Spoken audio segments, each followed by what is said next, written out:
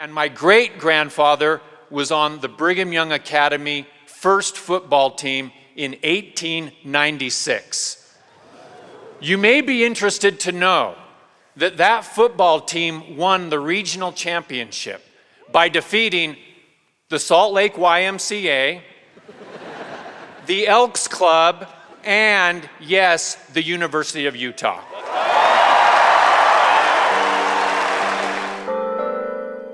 My dear friends, as president of the BYU Alumni Association, I'm pleased to extend my heartfelt congratulations for your graduation from Brigham Young University.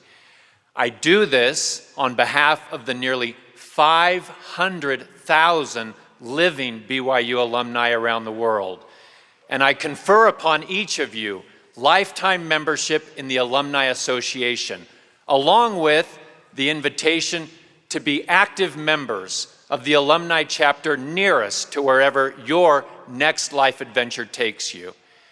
Now that you're at the end of your BYU journey, I hope with all sincerity that you are moving on with a great love for this institution. I can tell you that my affection for BYU has grown over the 30-plus years since I graduated, and I hope that is the same for you. In truth, my affinity for this special place began when I was very young, as both my parents are retired BYU professors, and this campus was like my second home. My grandparents met and married at BYU. My grandmother attended Brigham Young High School, and my great-grandfather was on the Brigham Young Academy first football team in 1896. You may be interested to know that that football team won the regional championship by defeating the Salt Lake YMCA, the Elks Club, and, yes, the University of Utah.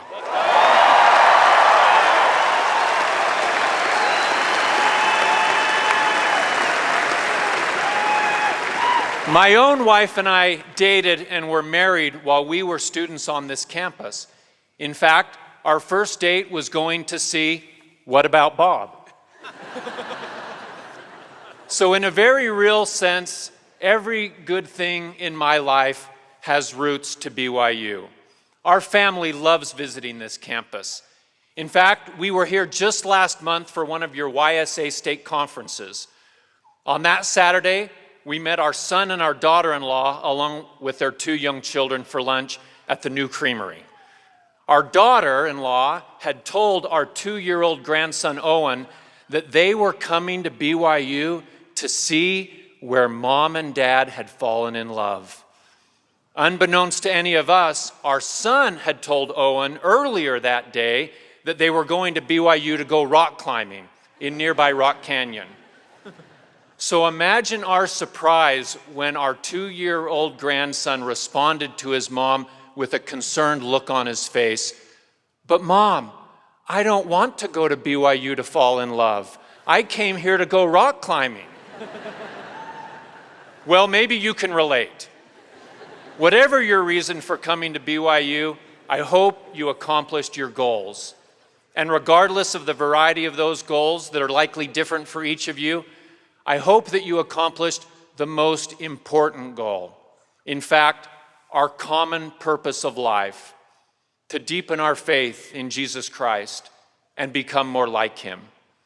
Now, you go out into the world, and the world will tell you that your new purpose is to make a name for yourself. But you know better, because you've been taught better, because you have experienced better. And that better purpose is to accept the invitation from the Lord to take His name upon us. You have a great opportunity and a great responsibility to do something far more important than making a name for yourself. And that is making a name for Christ in the world. While it is true that Jesus Christ invites His followers to let your light so shine, He also reminds us that He is the light of the world. Each one of you now goes out into that world, and you carry the Savior's light with you. and the world needs his light, and the world needs you. I have found, both working professionally and serving in the church with those of your generation, that you have a great desire to change the world. And it's true that the world needs all the help it can get. You are so well prepared to act on these opportunities because of the experiences that you've had at this special institution. Whatever your classes and whatever your major, you have been taught truth. Every class and every event was an opportunity for a revelatory experience because you have been at a university that is Christ-centered and prophetically directed.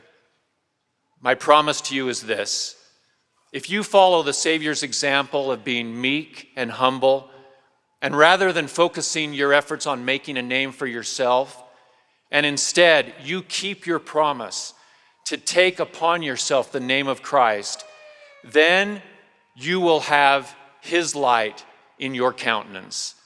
Then the light of Christ will shine in your eyes.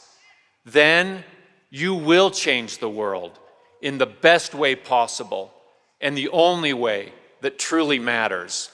May God bless you in that most worthy of endeavors. Thank you and congratulations.